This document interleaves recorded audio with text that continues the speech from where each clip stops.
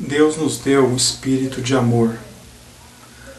E quando nós pensamos em o que seria o oposto a um espírito de temor, um espírito de covardia, talvez nós pensamos, não, Deus nos deu um espírito de fortaleza, um espírito de poder, mas o natural na nossa cabeça não é que Deus nos deu um espírito de amor. Mas quando analisamos a questão do amor, nós vamos ver que realmente o amor vence o medo. O amor tira fora o medo. E os dois de fato são opostos. De acordo com a Bíblia, um espírito de temor é o oposto a um espírito de amor. Você precisa entender isso.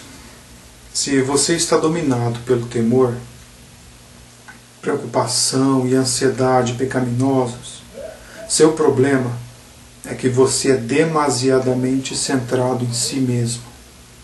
Você não é uma pessoa você é uma pessoa egoísta que está pensando muito sobre si. O seu problema é que você é centrado em si mesmo demasiadamente. Quando você pensa na questão do temor, esse é um dos problemas. E João mesmo fala em 1 João 4,8 que o perfeito amor lança fora o medo. O J. Adams explicou da seguinte maneira: o inimigo do temor é o amor. E o modo para tirar o temor, então, é inserir o amor. O amor é altruísta. O temor é autoprotetor. O amor se move em direção aos outros. O medo foge deles. Mas se devemos nos lembrar que o amor é o mais forte, visto ser capaz de lançar fora o medo. Ao lidar com o temor, nada mais tem tanto poder para expulsá-lo do que o amor. Você conhece o amor que uma mãe sente por seu filho.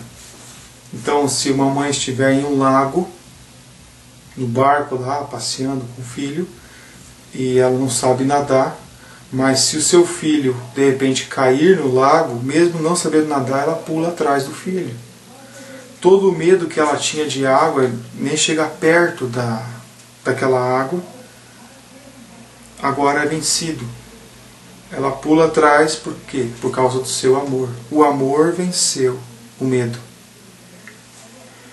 O mesmo princípio se aplica para toda a vida. Quando seus olhos estão sobre si mesmo, você ficará com medo. Mas quando seus olhos estão sobre Deus e sobre os outros, isso lança fora o medo. Se você está pensando em si mesmo, você pode ficar com medo de falar com novas pessoas. Mas se você tira os seus olhos de si mesmo e começa a pensar sobre as suas necessidades, ou seja, as necessidades e o bem-estar daquelas outras pessoas, isso lança fora o medo, porque você não está preocupado com o que elas vão pensar de você. Ao invés disso, você está pensando em como você pode servi-las. Então, quando eu foco a minha atenção no bem-estar do outro, o temor fica longe. O amor realmente lança fora o medo. Quando você está em uma situação atemorizante, precisa refletir no amor de Deus por você. Aqui entra uma outra questão, você considerar o amor que Deus tem por você quando você passa por situações de temor também. Lembre-se de que nada, nem a morte, nem a vida, nem os anjos, nem os principados, nem as coisas do presente, nem as coisas do porvir, nem potestades, nem altura, nem profundidade, nem qualquer outra criatura pode separar você de Deus, ou seja, do amor de Deus que está em Cristo Jesus. E é esse o laço que nos une, é isso que é tão forte. Então pensar sobre o amor de Deus produz uma grande coragem. Por que Paulo pregava o Evangelho tão destemidamente? Porque ele arriscava a sua vida dia após dia. Porque o amor de Cristo nos constrange. Ele pensava no amor de Cristo e isso era uma motivação para ele continuar progredindo na sua carreira. O amor lança fora o medo. Isso nós vemos no caso de um esposo para com sua esposa. Talvez o esposo não brigaria com dois homens grandões na vida normal, mas se ele chegar numa situação em que dois homens tentam roubar a sua esposa, fazer alguma coisa com a sua esposa, ele vai então se jogar ali, mesmo que a chance dele seja pouca, mas ele não vai ficar sentado na sarjeta pensando: será que eu devo me intrometer? Será que eu devo agir? E ele não vai ficar considerando, ele nem pensa, na verdade. O amor que ele sente pela sua esposa lança fora o medo dele levar uma surra.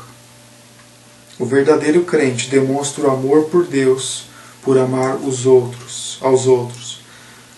Se você não ama, não conhece a Deus, porque Deus é amor. 1 João 4,8. Lembre-se, você é um cristão e o Espírito que habita em você está produzindo amor. Não responda a essas provas como uma pessoa mundana.